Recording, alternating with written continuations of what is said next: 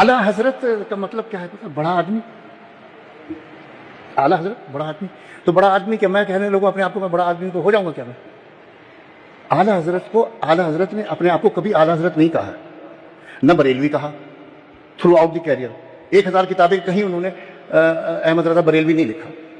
تو پہلے تو یہ ایک جو ڈاؤٹ ہے ذہنوں میں کہ انہوں نے کوئی مسلک بنایا یا پیدا کیا, اس سے بڑا جھوٹ اور بہتان کوئی نہیں ہو سکتا جو اعلیٰ حضرت پہ رکھا.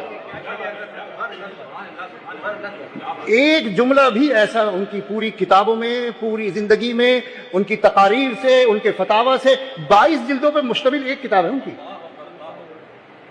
22 جلدوں پر مشتمل, اور کل تقریباً کم و بیش 1000 تصانیف. اور ان تصانیف کا موضوع پتہ کیا ہے؟ شریعت اور فقہ کے کم ہیں اور سائنس میں زیادہ ہیں. اب سائنس تو پڑھی نہیں انہوں نے کسی سے, سائنس تو اعلیٰ حضرت نے پڑھی نہیں کسی سے.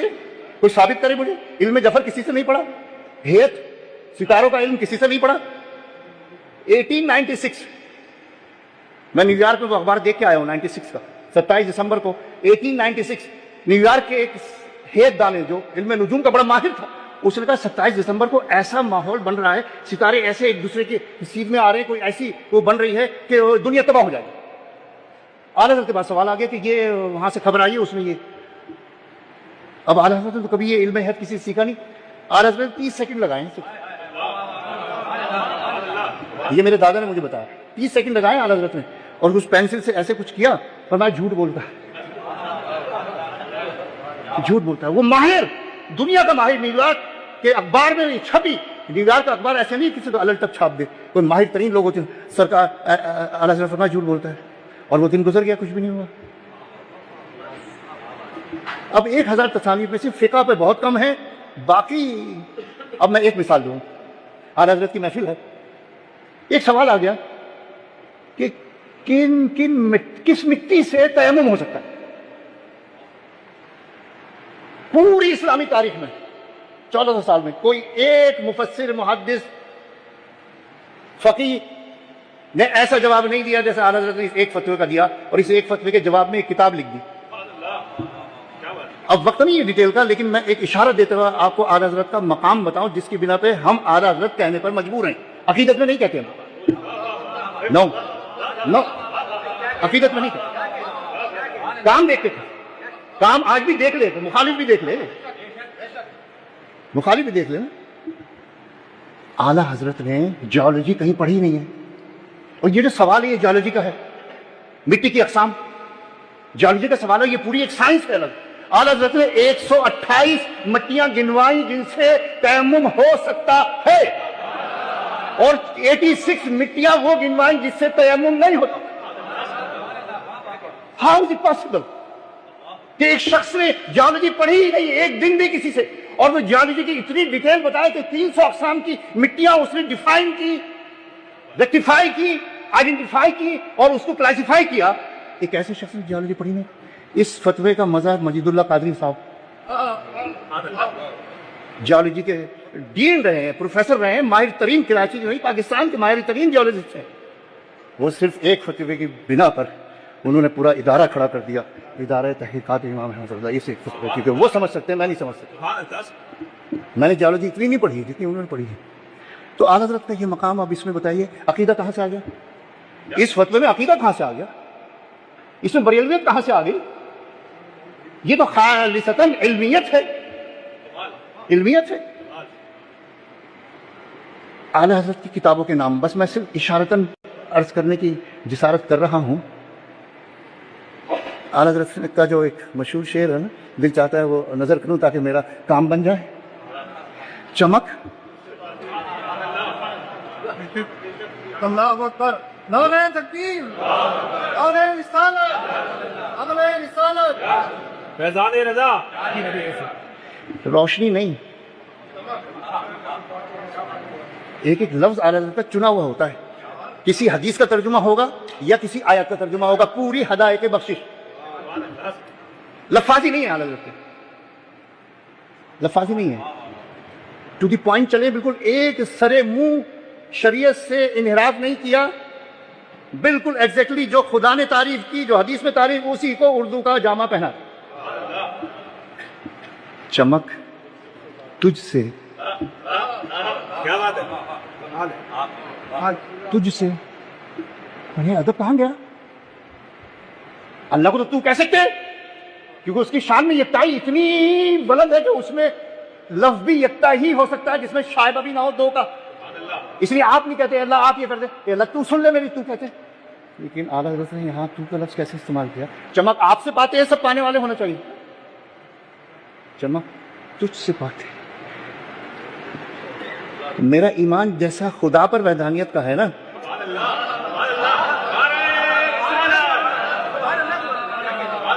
اب یہ اعلیٰ حضرت کا عقیدہ دیکھیے، جس طرح خالق ہونے میں وہ یکتا ہے، ایسے محبوب مصطفیٰ اور قاسم عطایا اور نعم میں آپ یکتا ہے، اس لیے میں نے تو کہا. آپ جیسا کوئی نہیں، آپ جیسا کوئی نہیں. چمک تجھ سے پاتے ہیں سب، سب، کوئی بچا؟ فرشتے بھی شامل، ولی بھی شامل، نبی بھی شامل، اولیاء بھی شامل، مشائخ بھی شامل، جنات بھی شامل، انسان بھی شامل. ایک لفظ سب، اور یہ عین مقام مصطفیٰ کے مطابق ہے یہ سب. چمک تجھ سے پاتے ہیں سب پانے والے. اب اگلا مصرع بڑا مشکل ہے، بڑا مشکل ہے. اعلیٰ حضرت کا علمی مقام کی جھلکیاں میں دکھا رہا ہوں، ان کا منصب تو بیان کرنا میرے لائق نہیں ہے. میرا چمک تجھ سے پاتے ہیں سب پانے والے، میرا دل. What is this? What is this? What is this? مجھے چمکا دے. تجھ سے چمک سارے پاتے ہیں، مجھے بھی چمکا دے. یہ کام تو سورج بھی کر دیتا ہے.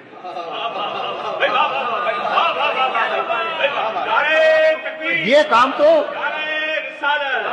کام تو یہ روشنی بھی کر رہی ہے، مجھے چمکا رہی ہے. سورج بھی کر رہا ہے، چاند بھی کر رہا ہے. جزاک اللہ. یہ کام تو سورج بھی کر سکتا ہے، چاند بھی کر سکتا ہے، لائٹ بھی کر سکتی ہے، چراغ بھی کر سکتا ہے. تو مصطفیٰ کا مقام پھر چراغ سے بھی نیچے رکھا جائے گا؟ مصطفیٰ کا مقام تو سب سے اوپر رکھا جائے گا. ایسی جگہ روشنی پہنچوانی ہے جہاں دنیا کی کوئی روشنی نہ پہنچ سکے، نہ چمکا سکے. میرا دل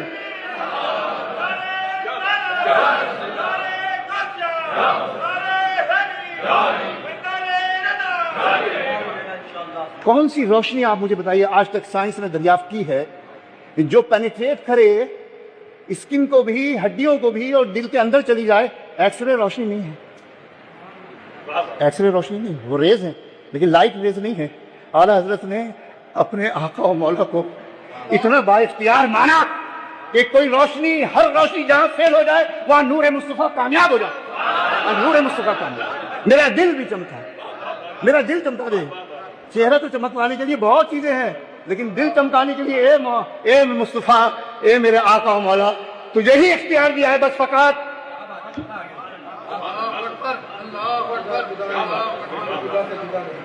دل بھی چمکانے والے، تو زندہ ہے واللہ.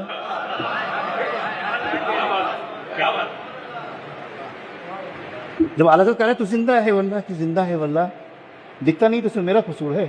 سرکار تو زندہ ہے میری چشم عالم سے.